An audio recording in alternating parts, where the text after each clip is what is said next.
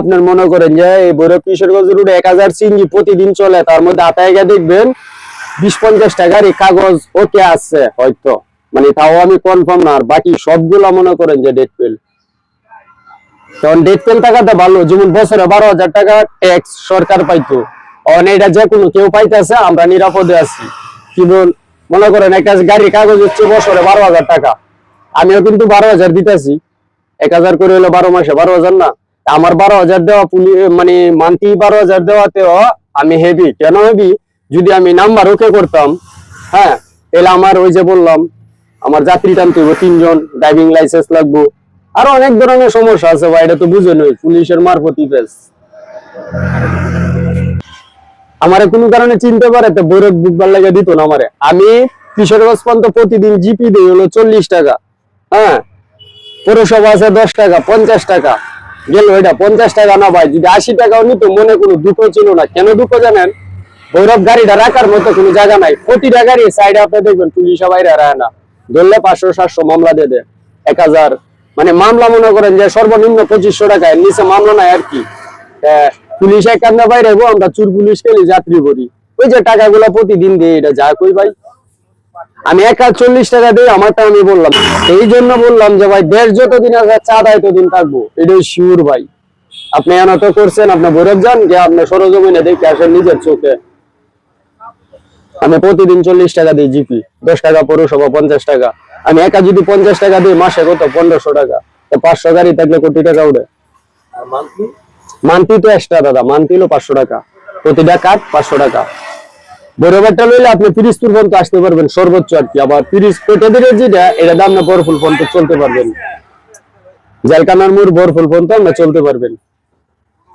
এটা আমি জানি। আগে টোকেন ছিল না, আগে শুধু আপনার যদি গাড়ির নাম্বার থাকতো তা নাম্বার নিত, আর ড্রাইভারের মোবাইল নাম্বার নিত, ড্রাইভারের নাম নিত। আর যদি যে গাড়িগুলো ওয়ান টেস্ট আছে, যেমন আমার এটা নাম্বার আছে, যে গাড়িগুলো ওয়ান টেস্ট আছে এই গাড়িগুলো শুধু মনে করেন ড্রাইভারের ফুল নাম্বার নিব আর ড্রাইভারের নাম নিত, এইভাবেই চলতো। কাঠটা মনে বাইরে হয়েছে ভাই মাস 2 হয়েছে আর কি সর্বোচ্চ, আমি শিওর বলতে পারি না, এরকম হইব, মানে আগে কাঠ ছিল না আর কি।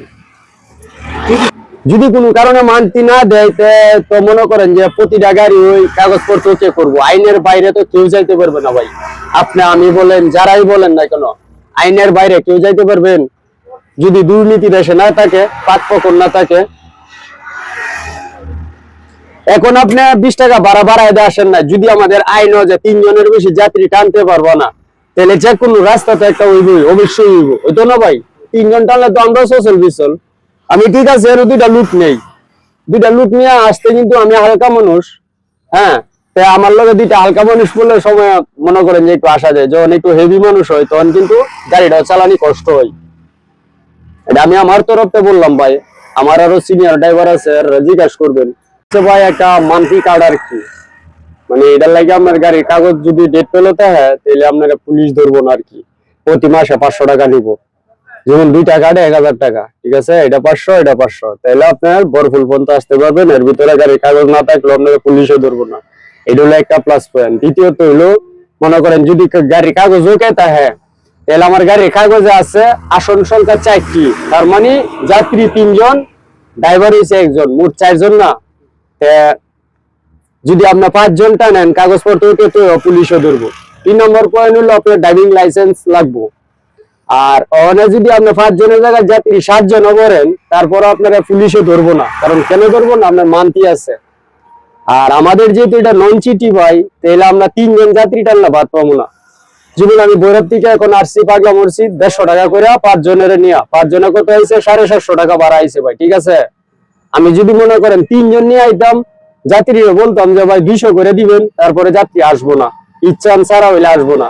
তো 200 করে যদি আনি অনলি, তাহলে 3 জন যাত্রী ভাড়া কত পাই ভাই? 600 টাকা। আমারও পোষায় না, যাত্রীও পোষায় না, হিসাব বুঝতে পারছেন ভাই। এখন কিন্তু আমি 750 টাকায় আসছি, ঠিক আছে ভাই, এটা হচ্ছে বিষয়। এরকম তো মনে করেন যে শতকরা মনে করেন যে 2-5টা সিএনজি ড্রাইভারের লাইসেন্স আছে, 70 আর 95 নাইগা।